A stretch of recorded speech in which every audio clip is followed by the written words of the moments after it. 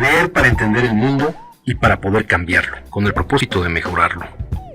Leer para cambiar uno mismo, leer por gusto, por pasión, para saber, para conocer y también para dudar, para cuestionar. Letras militantes. Comenzamos. Las ideas son como peces. Si quieres pescar pececitos, puedes permanecer en aguas poco profundas. Pero si quieres pescar un gran pez dorado, tienes que adentrarte en aguas más profundas. En las profundidades los peces son más poderosos y puros. Son enormes y abstractos, y muy bellos. Yo busco un tipo particular de pez importante para mí, uno que pueda traducirse al cine. Pero allá abajo nadan toda clase de peces. Hay peces para los negocios, peces para el deporte, hay peces para todo. Todo, cualquier cosa, surge del nivel más profundo. La física moderna denomina ese nivel campo unificado. Cuando más se expande la conciencia, más se profundiza hacia dicha fuente, y mayor es el pez que puede pescarse. Los 33 años que llevo practicando la meditación trascendental han sido clave para mi trabajo en el cine y la pintura y en todos los aspectos de la vida. Han sido un modo de zambullirse más a fondo en la búsqueda del gran pez. En este libro, quiero compartir esas experiencias contigo.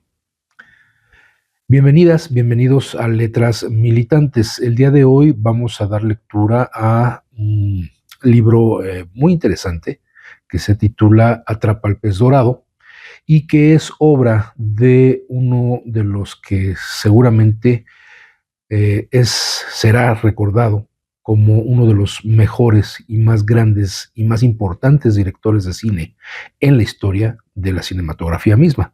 Se trata de David Lynch, quien falleció apenas hace unos días, el pasado 15 de enero, en Los Ángeles, California, y hace también unos pocos días, el 20 de enero, fue su cumpleaños. Él hubiera cumplido 79 años si no hubiera fallecido el pasado 15 de enero. Y bueno, ha sido pues toda una revolución en redes sociales.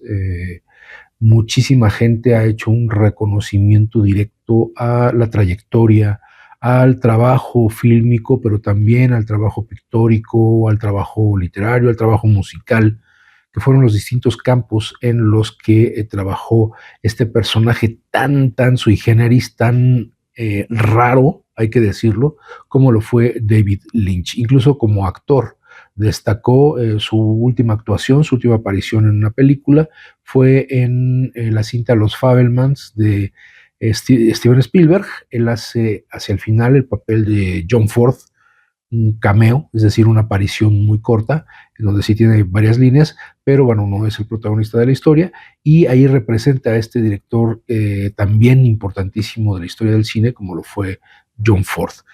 David Lynch tiene una trayectoria que es reconocida en el ámbito cinematográfico por gentes como el propio Steven Spielberg, como Martin Scorsese. Muchos directores han expresado su pesar por el fallecimiento de este director.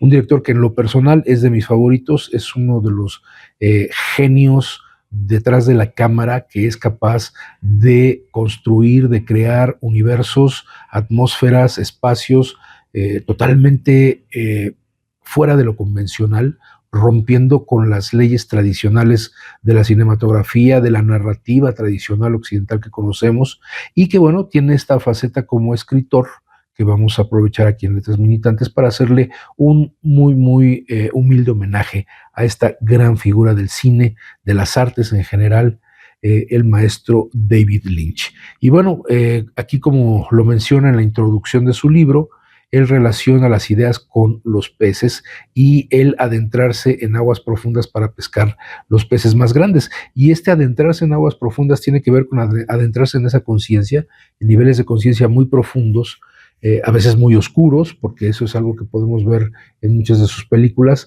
Habrá quien diga que son violentas, que son perturbadoras, y en efecto muchas de sus secuencias, de sus tomas, etcétera, tienen esa capacidad de tocar fibras que a uno le pueden generar el temor, le pueden generar la angustia, le pueden generar el miedo, pero también va abriendo espacio a niveles de cuestionamiento que nos obligan a abrir nuestros horizontes de la conciencia y tratar de comprender las cosas. Una película de David Lynch no es una película que te deje pues totalmente tranquilo. Una película de David Lynch es una cinta que te va a dejar pensando, que te va a obligar a buscar el significado de muchas de las cosas que él nos presenta en pantalla. Pero bueno, vamos con la lectura, porque aquí nos va a pues mostrar este camino que fue su camino de vida, que lo llevó hasta la cinematografía, que no era una actividad que él propiamente estuviera buscando o que estuviera pensando que a eso se iba a dedicar. La primera zambullida. Aquel cuya felicidad es interior, cuya satisfacción es interior, cuya luz es toda interior, ese yogi, que es uno con el absoluto, alcanza la libertad eterna en la conciencia divina. Bhagavad Gita.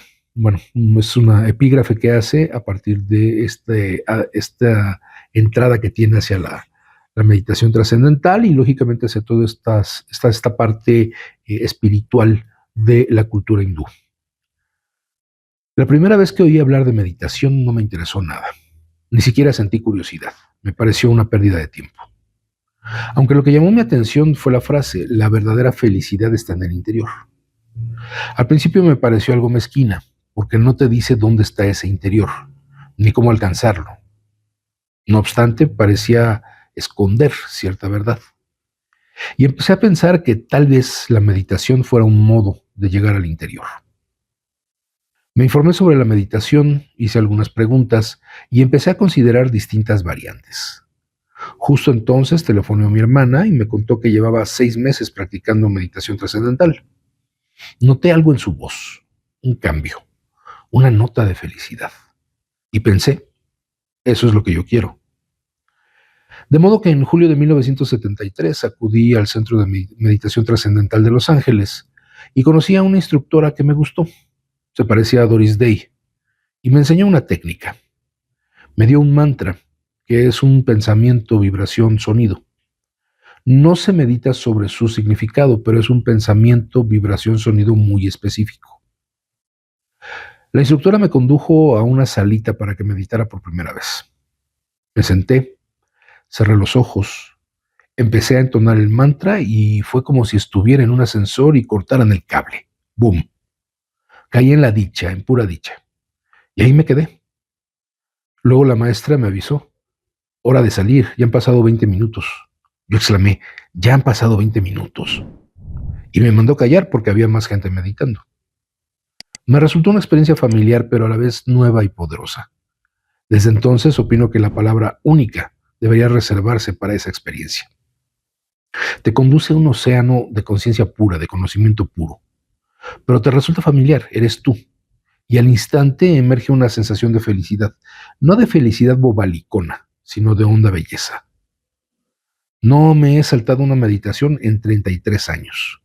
Medito una vez por la mañana y otra por la tarde, durante unos 20 minutos en cada sesión. Y luego me ocupo de los asuntos cotidianos. Y descubro más alegría al hacer las cosas, más intuición.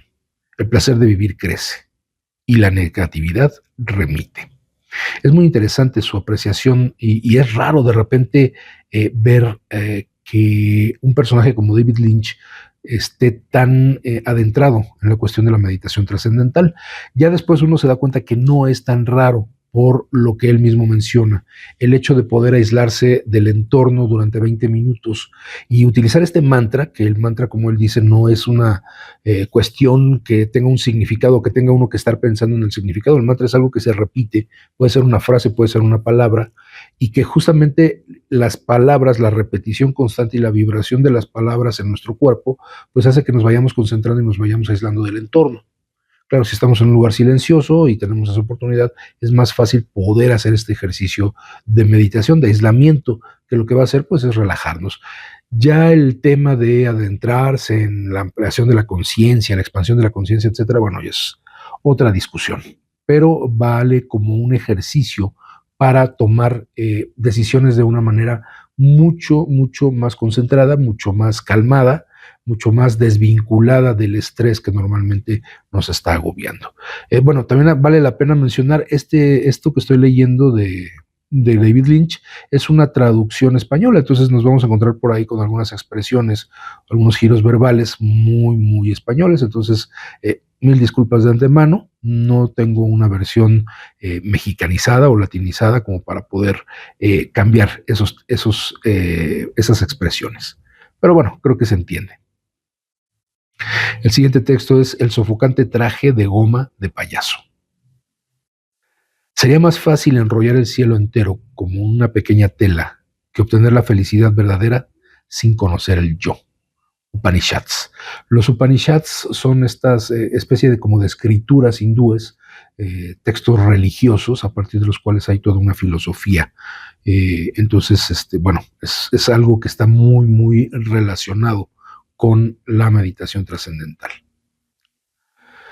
Cuando empecé a meditar estaba lleno de preocupaciones y miedos. Me sentía deprimido y enfadado. A menudo descargaba esa rabia en mi primera esposa. Después de un par de semanas de meditación, mi mujer me preguntó qué pasaba. Me quedé un momento en silencio, pero al final le pregunté a qué se refería. Y me dijo, ¿dónde ha ido a parar la rabia? Y yo ni siquiera me había dado cuenta de que había desaparecido. Llamo a esa depresión y rabia el sofocante traje de goma de payaso de la negatividad. Es sofocante y la goma apesta. Pero en cuanto has empezado a meditar y a bucear, el traje de payaso comienza a desintegrarse. Al final te das cuenta de lo pútrido que era el olor cuando empieza a desvanecerse. Luego, al disolverse, te sientes libre. La depresión, la rabia y la pena resultan bellas dentro de una historia, pero para el cineasta o el artista son veneno. Son como muchas tenazas de la creatividad, y si te aferran, apenas puedes levantarte de la cama, y mucho menos experimentar el fluir de la creatividad y las ideas. Para crear hay que tener claridad. Tienes que ser capaz de atrapar ideas. Y este es un planteamiento que rompe, por un lado, con la idea de que el autor, el creador, el artista más inspirado, pues lo hace a partir de los sentimientos más oscuros, la depresión, la rabia, la pena, como lo menciona el propio Lynch. Sin embargo, él, y por otra parte, él en lo particular, algunas de sus historias que son consideradas demasiado oscuras, demasiado turbias, pues pudiera dar la impresión de que quien las crea atraviesa todo ese mare magnum de sensaciones, de ideas, de depresión, de molestia, de enojo. Sin embargo, él lo que explica es que convierte toda esa rabia, esa depresión, esa pena, ese dolor, lo convierte en un instrumento de creación a partir de liberarse de todo ese dolor interior o todos esos procesos interiores. Y entonces ahí es donde él empieza a poder atrapar esas ideas, lo cual pues es un planteamiento bastante interesante y bastante positivo, diría yo, de cómo utilizar nuestras propias dolencias, nuestro propio padecer para crear algo. El psicoanálisis tiene varios aspectos, varios conceptos que se refieren a esa situación de cómo transformar, cómo sublimar una situación mala, una situación negativa, destructiva, y convertirlo en algo constructivo, en algo bello. Entonces, bueno, creo que va por esa frecuencia también lo que nos comenta David Lynch. Bueno, vamos a la parte de comienzos. Comencé como una persona normal. Me crié en el noroeste. Mi padre era un investigador del Departamento de Agricultura que estudiaba los árboles, así que yo pasaba mucho tiempo en el bosque. Y el bosque para un niño es mágico. Vivía en lo que suele considerarse un pueblo pequeño. Mi mundo se reducía al equivalente de una manzana urbana, tal vez dos. Todo ocurría en ese espacio. Todos los sueños, todos los amigos existían dentro de ese pequeño mundo. Pero a mí me parecía enorme y mágico. Tenía mucho tiempo para soñar y estar con los amigos. Me gustaba pintar y me gustaba dibujar. Y a menudo pensaba, equivocado, que cuando te haces adulto dejas de pintar y dibujar y te dedicas a cosas más serias. En noveno curso, mi familia se mudó a Alexandria, en Virginia, y una noche, en el jardín delantero de la casa de mi novia, conocí a un tipo llamado Toby Killer. Mientras charlábamos, me contó que su padre era pintor. Pensé que tal vez se refiriese a pintor de brocha gorda, pero la conversación acabó revelándome que de hecho su padre era un excelente artista. Aquella conversación cambió mi vida. Hasta entonces la ciencia me había despertado cierto interés, pero de pronto supe que quería ser pintor y quería llevar una vida de artista. Y aquí es donde empieza este proceso de transición del propio David Lynch, que va a empezar a adentrarse en las artes, no directamente en el cine, sino en otra de las bellas artes, la vida artística. En el instituto leí el libro de Robert Henry, El espíritu del arte, que abordaba la idea de la vida artística. Para mí, vivir la vida del arte significaba dedicarse a la pintura, con una dedicación plena que convirtiera todo lo demás en secundario. Creía que era la única manera de profundizar y descubrir cosas. Por tanto, según este modo de pensar, cualquier cosa que distraiga de la senda de descubrimientos no forma parte de la vida artística. La vida artística es libertad. Y parece, creo yo, un poco egoísta. Pero no tiene por qué serlo, simplemente implica que necesitas tiempo. Bushnell Killer, el padre de mi amigo Toby, solía decir: si quieres disfrutar de una hora de buena pintura, necesitas disponer de 4 horas seguidas sin interrupciones. En esencia, así es. No se empieza pintando. Primero debes sentarte un rato y esperar a que se te ocurra alguna idea para poder comenzar y realizar los movimientos correctos. Y necesitas tener un montón de materiales preparados. Por ejemplo, tienes que fabricar un bastidor para el lienzo. Preparar la superficie para pintar puede llevar mucho tiempo. Luego te pones manos a la obra. La idea tiene que bastar para ponerte en marcha, porque para mí le sigue un proceso de acción y reacción. Es siempre un proceso de construcción y destrucción. Y luego, de esa destrucción se descubre algo sobre lo que se construye. La naturaleza juega un papel determinante en ello. Juntar materiales difíciles, como coser algo al sol o emplear un material que se opone a otro, provoca una reacción orgánica. A continuación es cuestión de sentarse a estudiarla y volver a estudiarla, hasta que de repente te descubres saltando de la silla para pasar a la siguiente cosa. Eso es acción y reacción. Pero si sabes que dentro de media hora tendrás que estar en alguna otra parte, no hay manera de conseguirlo. Por tanto, la vida artística significa libertad de tener tiempo para que pasen las cosas buenas. No siempre queda tiempo para otros asuntos.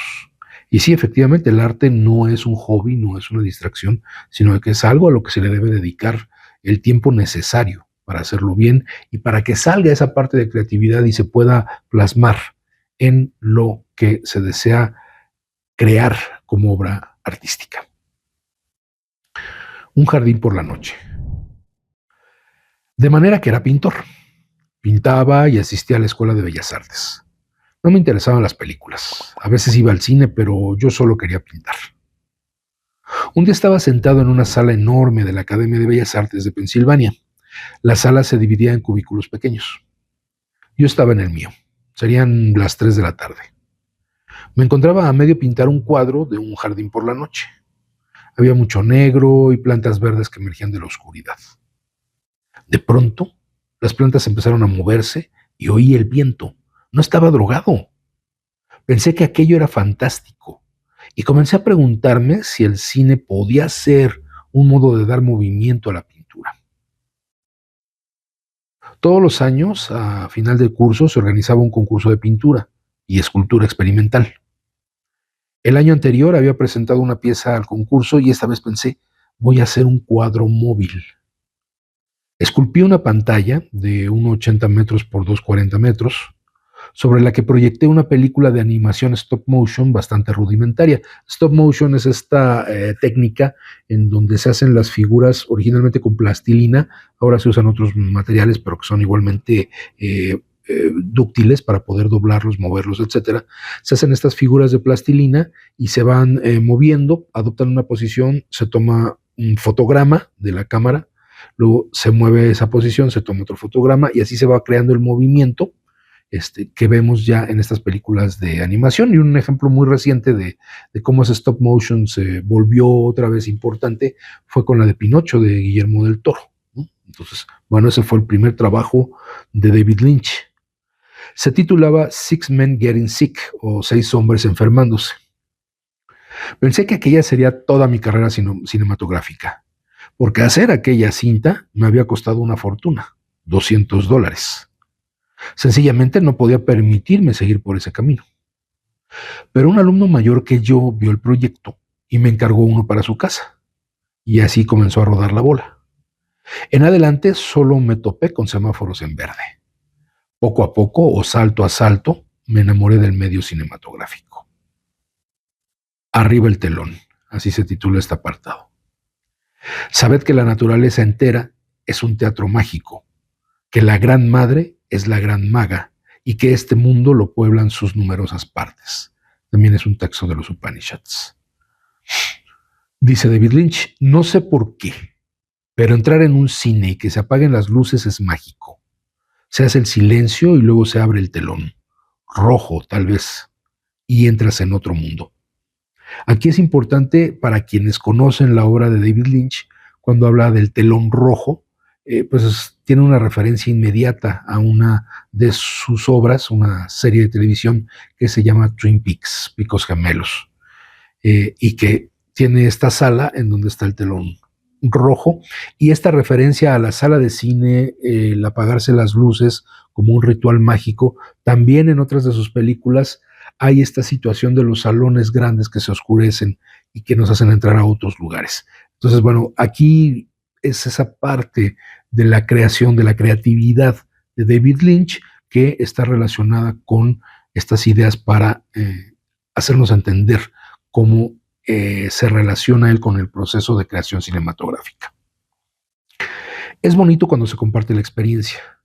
También es bonito cuando estás en casa con la pantalla delante, pero no tanto. Es mejor la pantalla grande. Ahí te adentras en otro mundo. Y esto es algo que muchos autores sobre historia del cine o sobre el lenguaje cinematográfico han expresado en diferentes momentos. Es abrir la puerta de la mente hacia otra percepción de lo que nos parece real. Porque, bueno, en primer lugar hay que recordar las primeras proyecciones. Dicen, aunque hay quien lo ha querido desmentir, que las proyecciones de los hermanos Lumière en París, las primeras proyecciones que se hicieron de filmaciones que ellos hacían en una estación de tren, que se veía cómo venía el tren, pues que de repente generaba pánico en el público que estaba viendo la proyección, porque creían que verdaderamente venía un tren hacia ellos, ¿no? Hay quien dice que no fue así, pero la impresión siempre fue muy grande en cuanto el cine se convirtió en esa novedad, que los Lumière pensaban que era una novedad científica, que iba a tener una aplicación eminentemente científica y no le veían más futuro. Sin embargo, hubo otras personas que sí le vieron esa beta de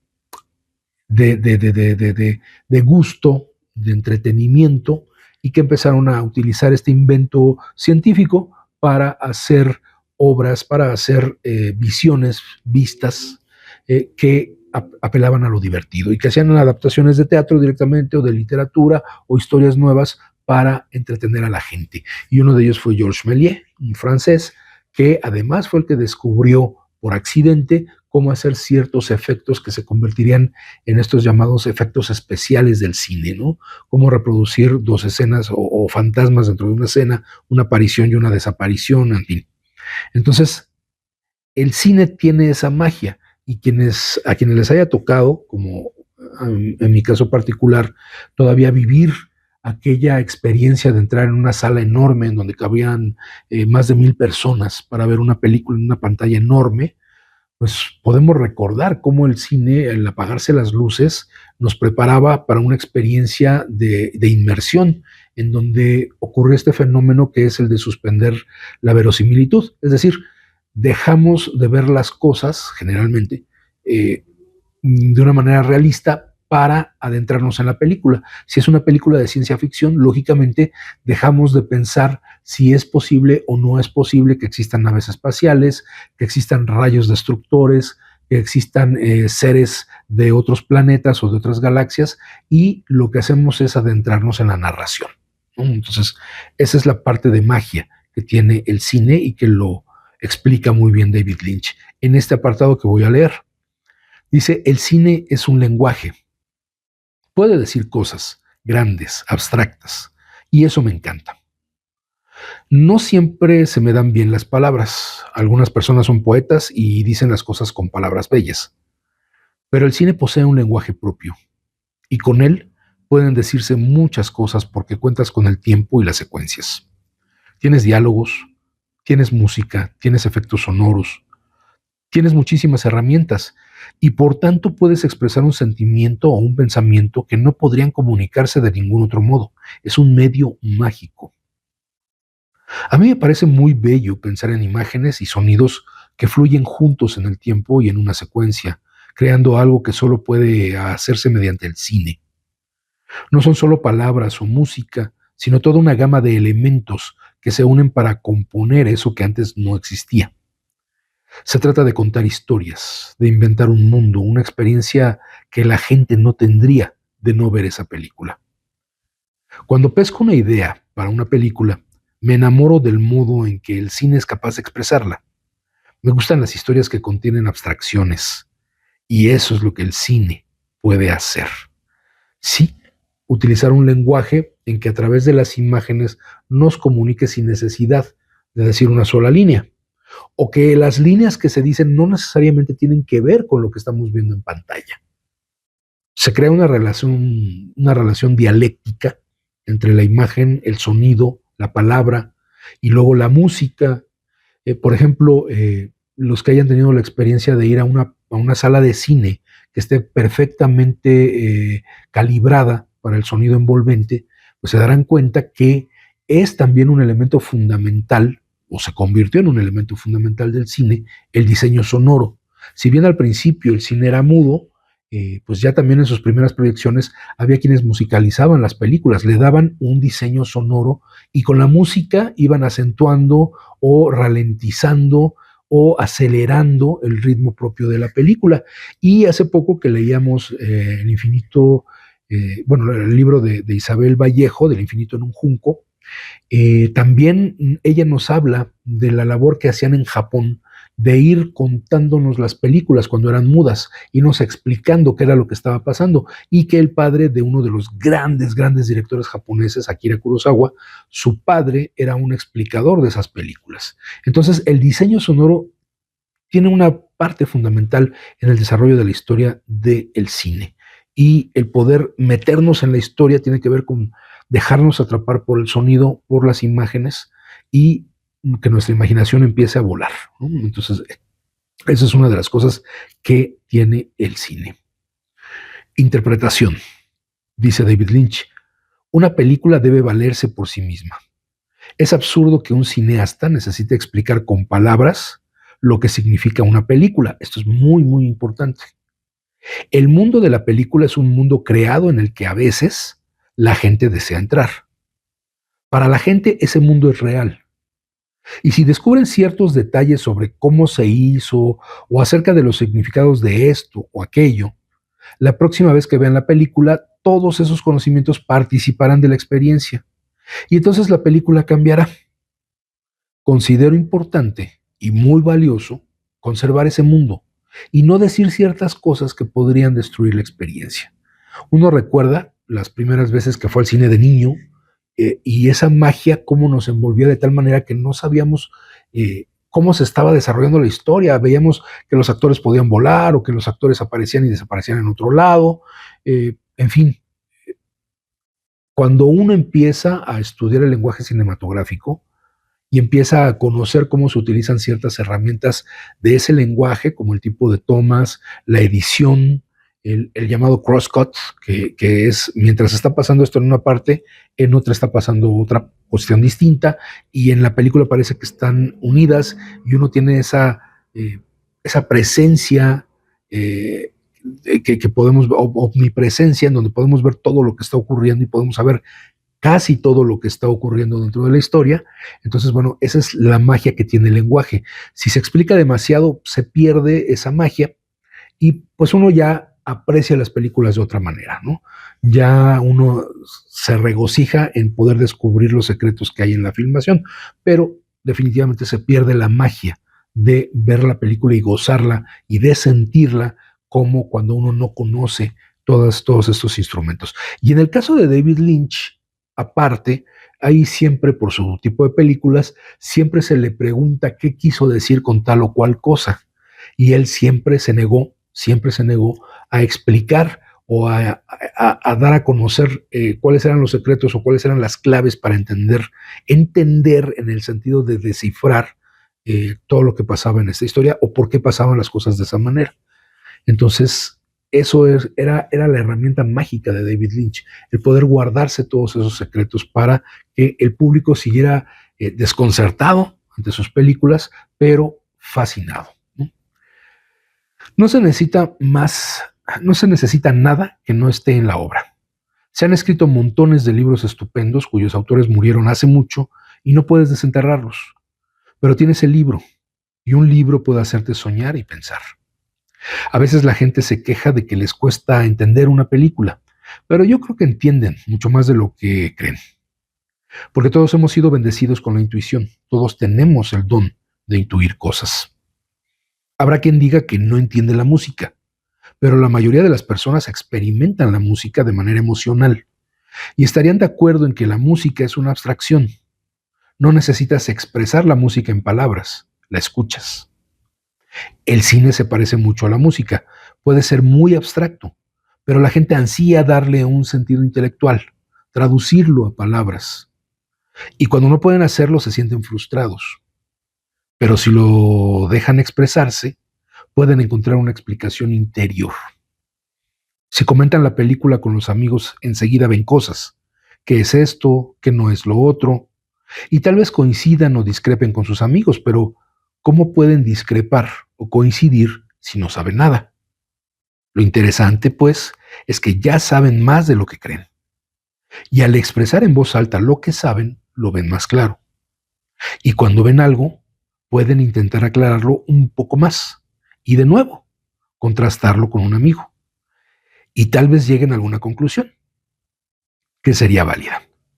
Bueno, vámonos a una pausa con la intervención musical de nuestro compañero Carlos Villanueva y regresando continuamos con este homenaje que hacemos al recientemente fallecido director, gran artista contemporáneo, David Lynch. Entonces, vámonos a la pausa y aquí nos vemos de vuelta en unos momentos. Estás escuchando Letras Militantes.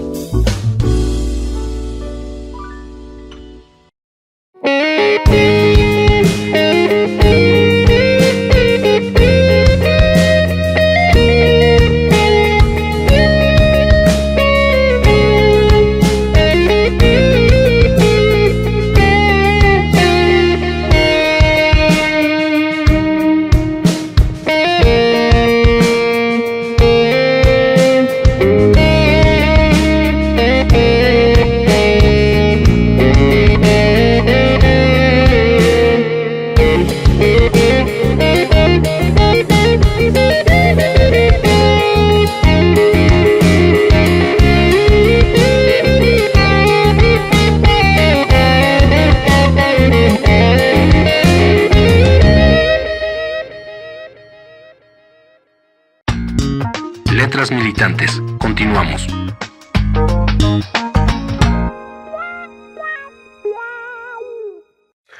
Ya estamos de vuelta en Letras Militantes. El día de hoy abordamos un libro del director cinematográfico, artista muy completo, músico, pintor, David Lynch, quien falleció el pasado 15 de enero y que habría cumplido años el día 20 de enero.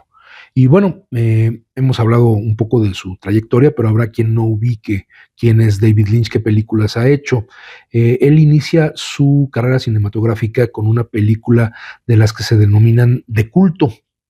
¿A qué se refiere con esta cuestión de películas de culto? Se refiere en una primera interpretación, porque bueno, hay varias, como todo en la vida. Una primera interpretación nos dice que el cine de culto son aquellas películas, aquellas producciones cinematográficas que no tienen un éxito masivo comercial, es decir, que no se proyectaron en cientos de cines, etcétera, y que tuvieron un impacto más bien pequeño dentro de un grupo que se dedica a verlas cada cierto tiempo, que se dedica a estudiarlas, a analizarlas, a diseccionarlas, o que simplemente se vuelven fanáticos de una película en lo particular y crean toda una serie de rituales en torno a esta película, como puede ser simplemente coleccionar todo lo que aparezca en medios, en revistas, periódicos, en libros, toda la información sobre esta película, sobre el director o sobre los actores, sobre las anécdotas de rodaje, en fin, sobre el vestuario. Y esta película entonces recibe una especie de culto por parte de sus admiradores, de sus fanáticos, y uno de los ejemplos muy claros es una película que se llama El Show del Terror de Rocky. Esta película, filmada en la década de los 70, si no me equivoco, que nace de un musical que se presentaba en los Estados Unidos y que, bueno, es una historia un poquito, pues, extravagante, una historia que era un homenaje al cine de terror antiguo de Hollywood y que, pues, desde su estreno hace más de 50 años, se ha estado presentando incluso en algunos cines constantemente en funciones de medianoche y mucha gente acude a ver la película, que es un musical también, hay que decirlo, es un musical y canta las canciones cuando se está proyectando la película, van disfrazados como los personajes que están en la película, hacen las coreografías ahí en la sala de cine, ustedes imagínense eso, las coreografías en la sala de cine, y entonces eso es lo que generalmente se le denomina una película de culto. En el caso de David Lynch, más bien estaríamos hablando de un artista de culto.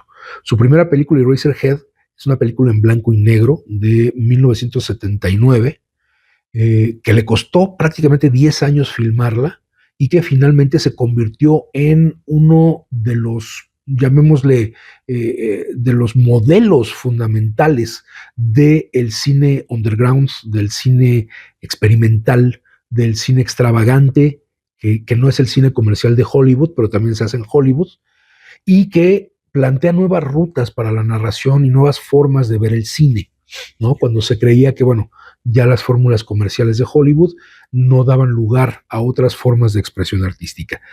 Eraserhead fue su primera película. Con esta película llama la atención de un productor, director, actor, un comediante genial que todavía vive hoy, a sus 90 y tantos años, pero que en aquel entonces vio en David Lynch la posibilidad de hacer otra película muy interesante que seguramente han oído mencionar. Este productor es Mel Brooks, un comediante, autor de muchas obras muy, muy divertidas. Incluso es uno de los que ha ganado el Oscar, el Grammy, el Emmy y el Tony, ¿no? Los 4 premios fundamentales de la industria del entretenimiento en Estados Unidos. Y Mel Brooks entonces le comisiona a David Lynch el filmar esta película que se llamó El Hombre Elefante, con John Hurt y con Anthony Hopkins. Película de inicios de los 80, filmada también en blanco y negro y que fue todo un suceso por ser una película también bastante perturbadora sobre la figura de este personaje, John Merrick, que sufría una serie de deformidades físicas que hacían que le llamaran el hombre elefante y que lo trataran como una atracción de circo. El impacto fue tan grande, nominaciones al Oscar, etcétera, creo que hay por ahí un premio Oscar que se llevó la película, que, bueno, le empiezan a comisionar otras películas, él mismo empieza a generarse los suficientes recursos como para pensar en sus propios proyectos, y lo que le comisionan después es otra superproducción, esta vez a cargo de Dino De Laurentiis, quien le comisiona hacer la adaptación, la primera adaptación ya formal al cine de la novela de Frank Herbert, o la saga de novelas de Frank Herbert, que se llama Dunas. La primera versión cinematográfica formal, digo formal porque hay un proyecto que nunca se realizó, pero que sí se desarrolló por parte de Alejandro Jodorowsky, nunca se filmó, pero la que sí se filma es justamente esta versión de David Lynch. Y hace una película que a él no le gusta, es una película de encargo, una película que no le va nada bien con la crítica, tampoco le va muy bien con el público, aunque con el paso de los años se ha ido rescatando por varios valores muy importantes que tiene a nivel fílmico la película. Esa película Dunas incluso fue filmada aquí en México y por ello David Lynch estuvo viviendo poco más de año y medio en nuestro país, adaptándose al medio, conociendo, y de ahí salió la idea pues de traerse la filmación para acá, utilizando los estudios Churubusco, y para todo el tema de las dunas, pues se fue a filmar a Chihuahua, al desierto. Y bueno, de ahí pues se da a conocer, adquiere pues un cierto prestigio, a pesar de que la película no es bien recibida, pero él entonces puede hacer lo que va a ser su primera obra personal de autor, más allá de la experimentación, más dentro del lenguaje convencional de Hollywood, o sea, de una historia que sea entendible. Si ven Eraserhead van a entender por qué digo que ahora hace después una historia más entendible, porque hace una película maravillosa, a mí es una de las favoritas, de mis favoritas de David Lynch, que se llama Terciopelo Azul, Blue Velvet.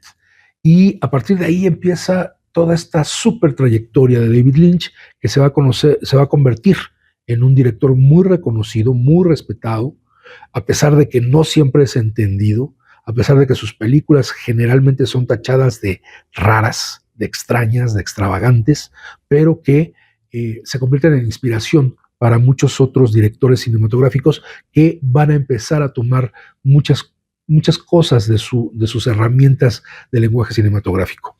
Entonces, bueno, eso ya tendrán ustedes oportunidad de descubrirlo por ustedes mismos si les interesa conocer la filmografía de David Lynch.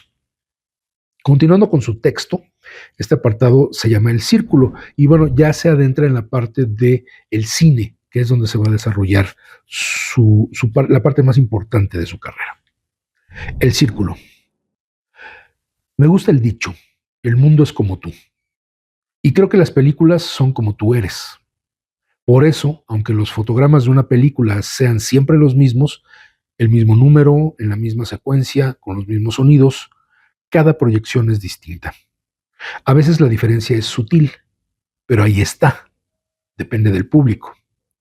Se crea un círculo que va del público a la película y vuelta atrás.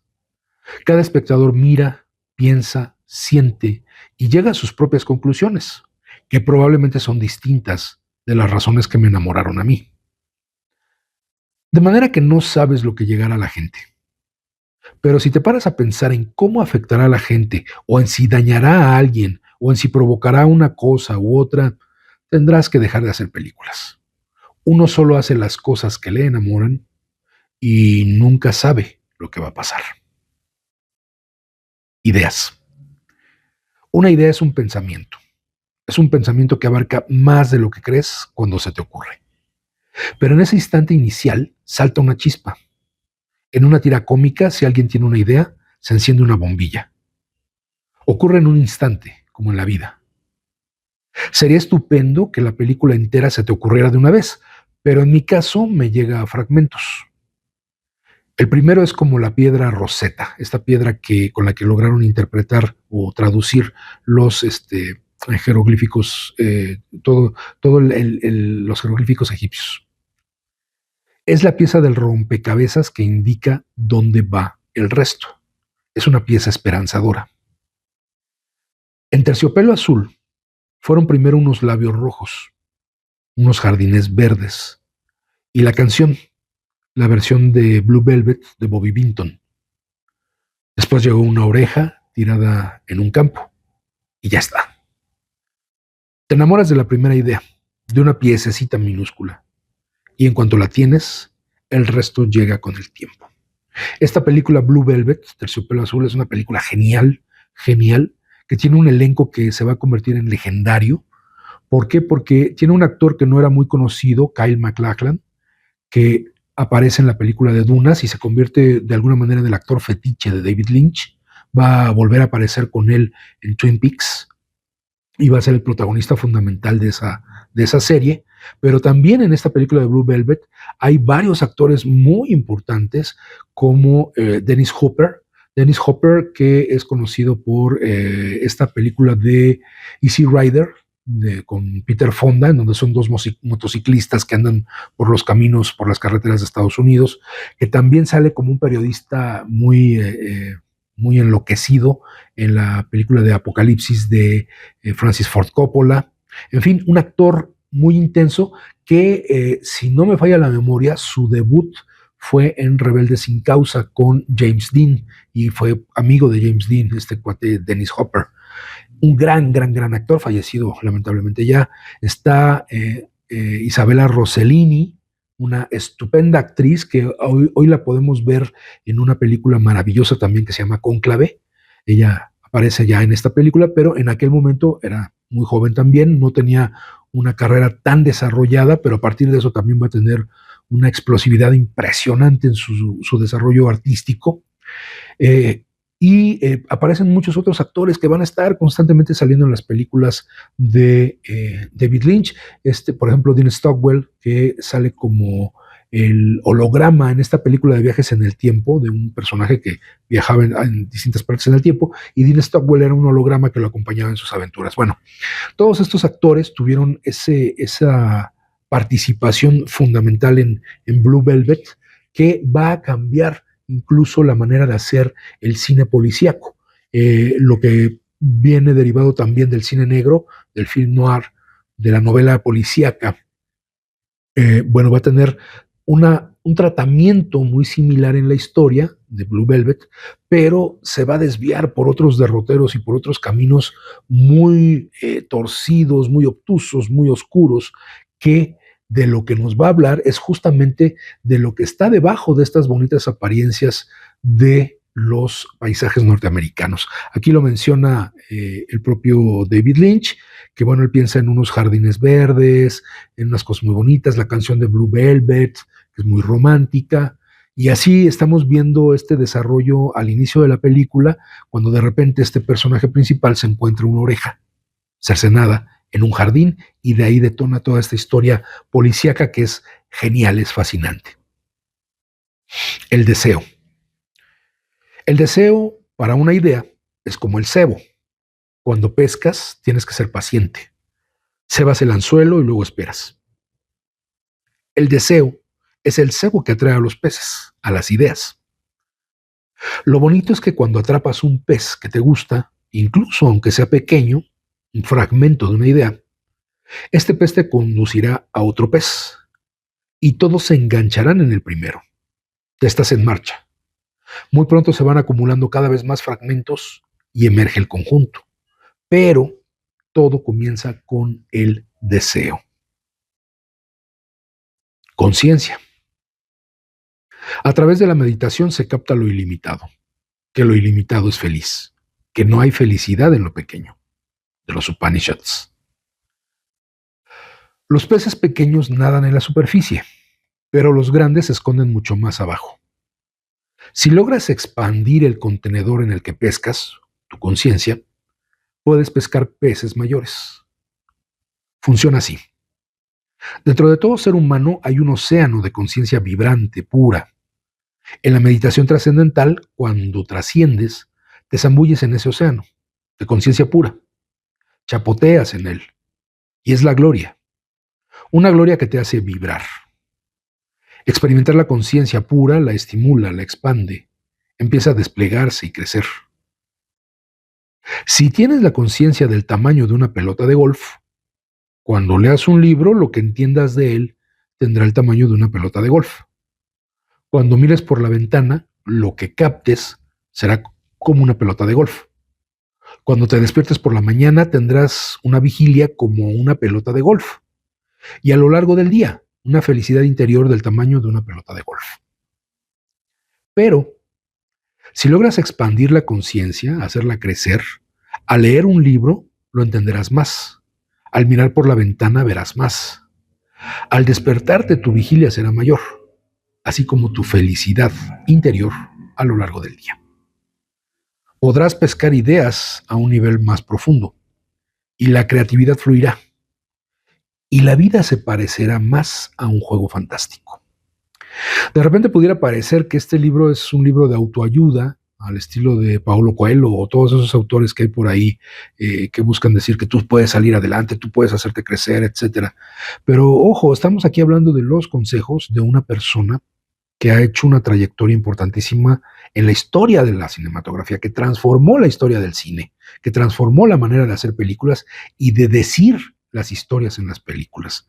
Entonces, creo que esto vale la pena tomarlo muy en serio, porque tampoco se plantea que uno debe, que uno solito va a poder salir adelante. Vamos a ver más adelante que hay otros planteamientos que hacen, y él mismo estaba muy consciente de esa situación, de cómo dependía muchas veces del trabajo de los demás, pero lo que busca él darnos a entender es que esas ideas que empiezan a surgir aquí, que nos dan vueltas aquí, no hay que dejar que se mueran. Hay que buscar la manera de que salgan a flote, que crezcan, que nos hagan crecer a nosotros como seres humanos y que crezcan como ideas hasta convertirse en proyectos que podamos materializar. Entonces, eso es importante. Y, por ejemplo, este texto que sigue se llama Traducir la idea. Para mí, cada película, cada proyecto es un experimento. ¿Cómo se traduce esa idea?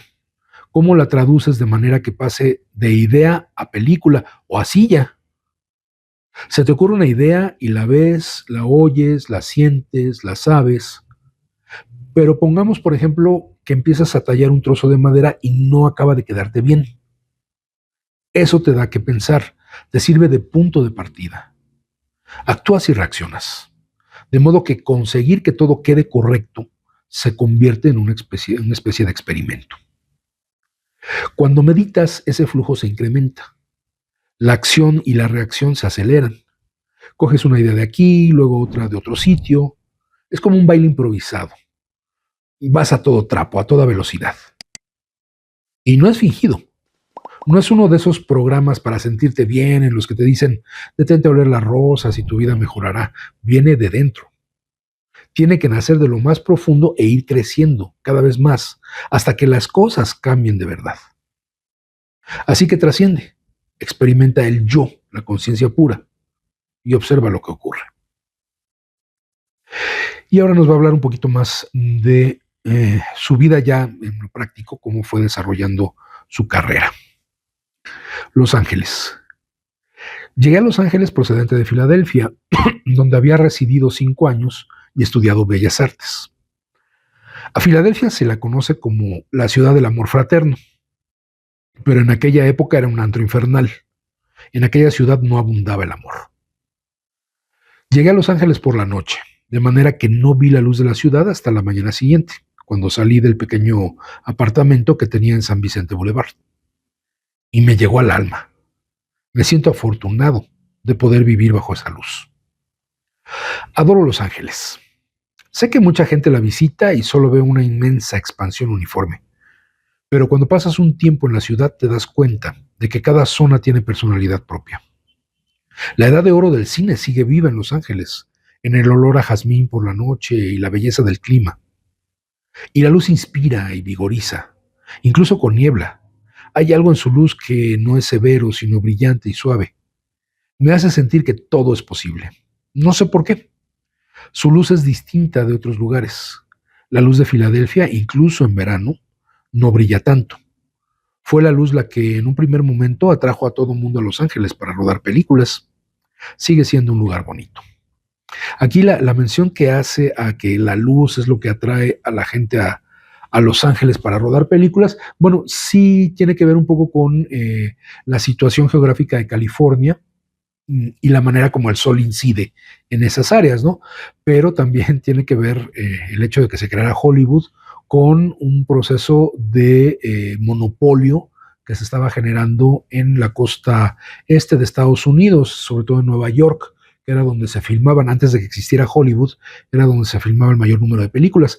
Pero aquel invento de los hermanos Lumière, que como les decía en el bloque anterior, que ellos pues lo desestimaron, no pensaron que fuera a tener mayor utilidad más que lo científico, pues hubo quienes sí se les prendió el foco y lo vieron como un negocio que tenían que absorber completamente, y ese fue el caso de don Tomás Alva Edison, quien inventa su propia versión de este aparato para filmar y para proyectar las imágenes en movimiento, y empieza pues a limitar a otros artistas, a limitar a otros creadores, productores, etcétera.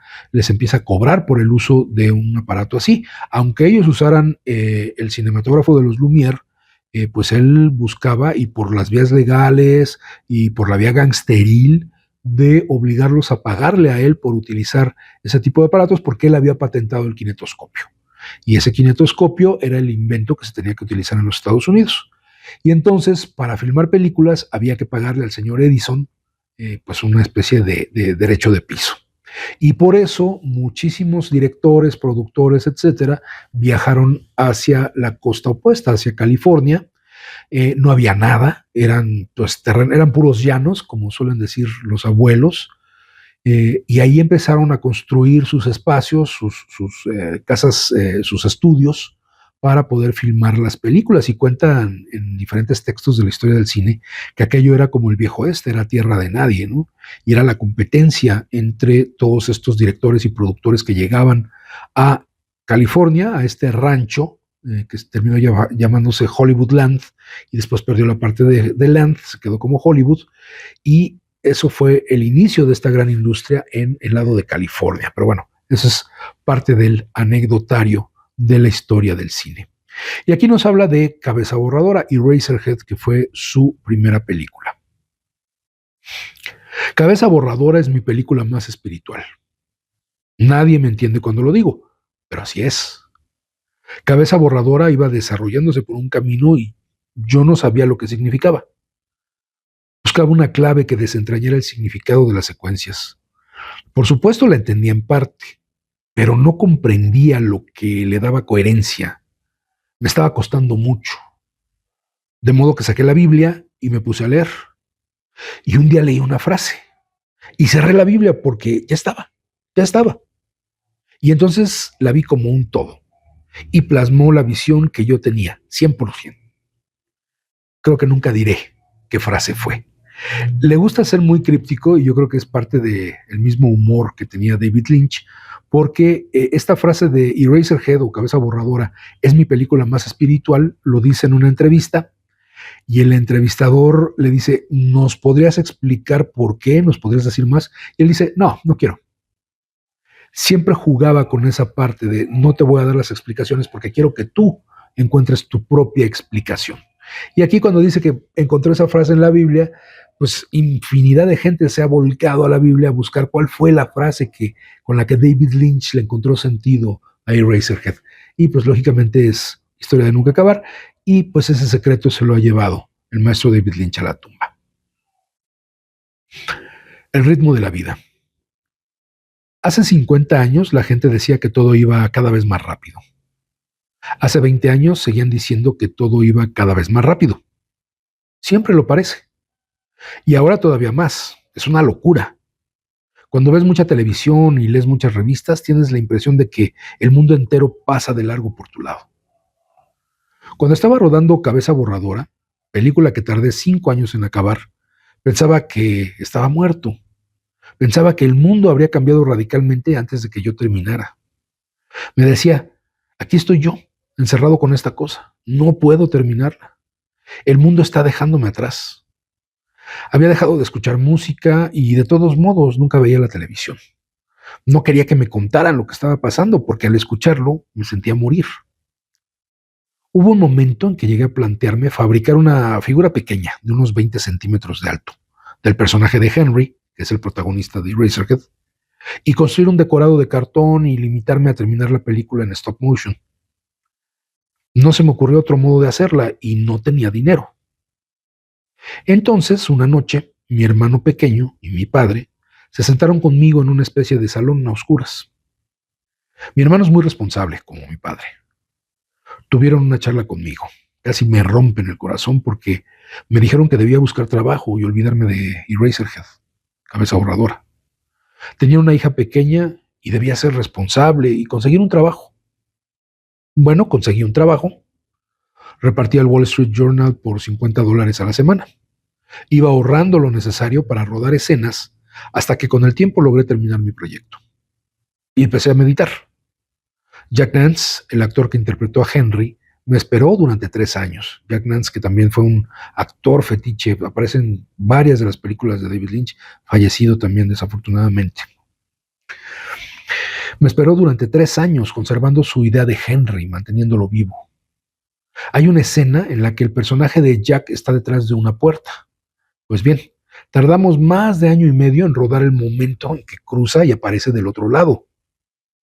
Yo mismo me preguntaba, ¿cómo podía pasar algo así? ¿Cómo pudo mantenerse la coherencia durante tanto tiempo? Pero Jack esperó y mantuvo el personaje. Hay una expresión que dice, fíjate en la dona, no en el agujero. Fíjate en la dona y haz tu trabajo. Es lo único que puedes controlar. No puedes controlar nada de lo que pasa fuera de ti, pero puedes entrar en ti y hacerlo lo mejor que sepas. El mundo no va a dejarte atrás. Nada garantiza que meditar y repartir el Wall Street Journal vayan a granjearte el éxito. Pero con concentración y meditación, aunque los acontecimientos de la vida sean los mismos, el modo en que pasas por ellos cambia y mejora muchísimo.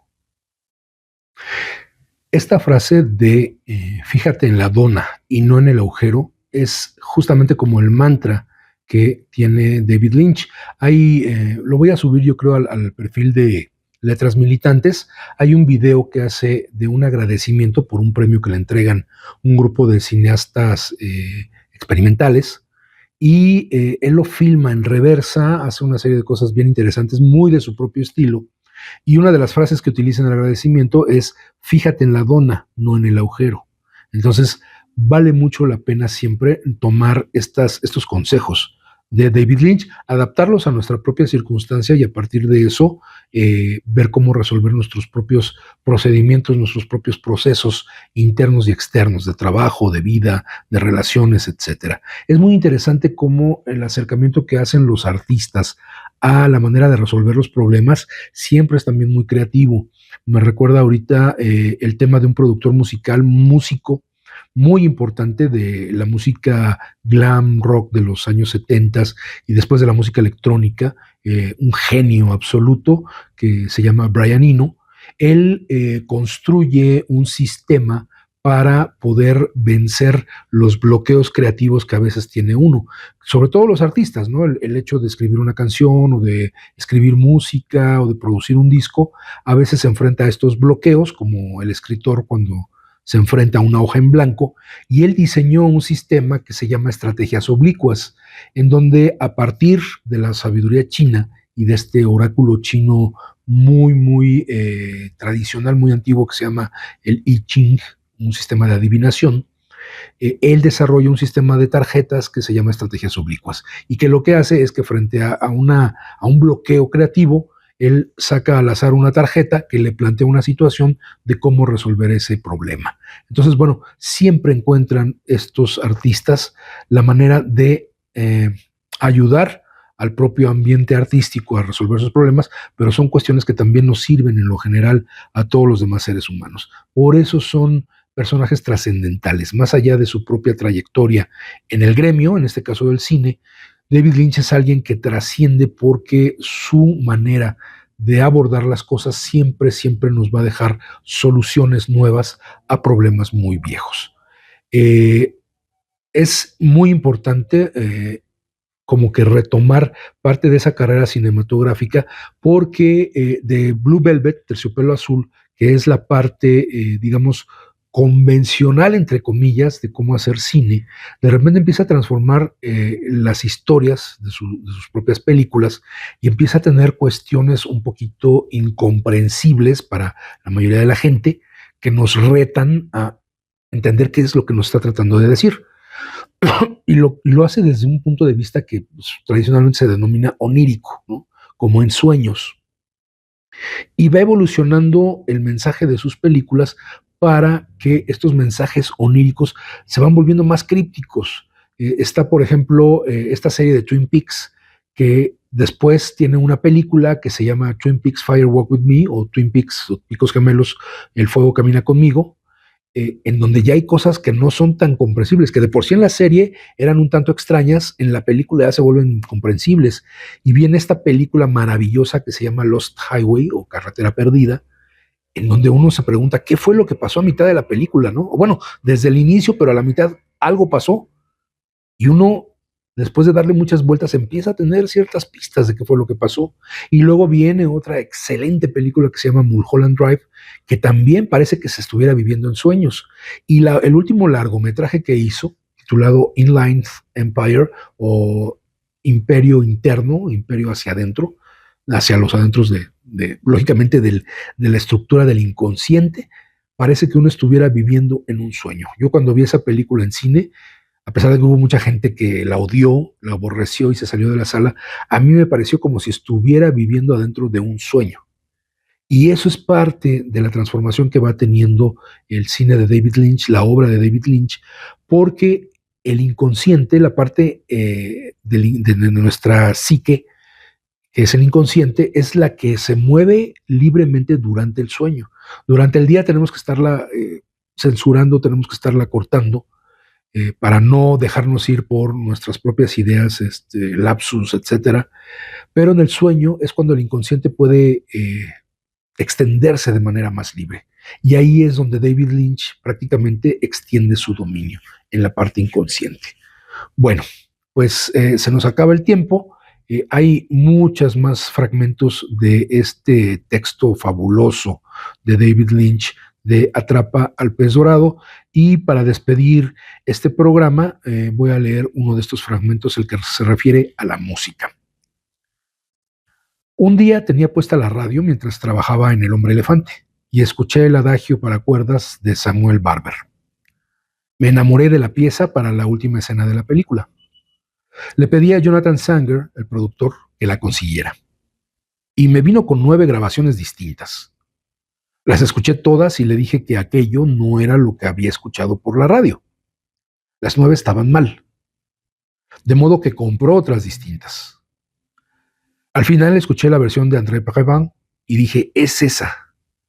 Estaba compuesta por las mismas notas que las otras, claro, pero Previn la hacía diferente. La música tiene que casar con la imagen y realzarla. No puedes limitarte a poner algo y esperar que funcione, ni siquiera aunque se trate de una de tus canciones favoritas de siempre. Esa pieza musical puede no tener nada que ver con la escena. Cuando casa, lo notas. El conjunto da un salto. Pasa eso de que el resultado es mayor que la suma de las partes. Y bueno, con este apartado sobre la música en el cine, terminamos este programa en homenaje al gran maestro David Lynch. Agradezco, como siempre, como de costumbre, a mis camaradas de Radio SME por su apoyo en la producción de este programa, a mis compañeras de la Prosecretaría del Trabajo por su apoyo para la realización de todos estos proyectos que hacemos como parte de la dirección del SME. Por su atención, muchísimas gracias y nos vemos dentro de una semana en Letras Militantes. Hasta luego. Decía Samuel Smiles, el libro es una voz viviente, es una inteligencia que nos habla y que escuchamos. Acompáñanos en la próxima emisión de Letras Militantes, a través de Radio SME, donde a los libros les damos la palabra.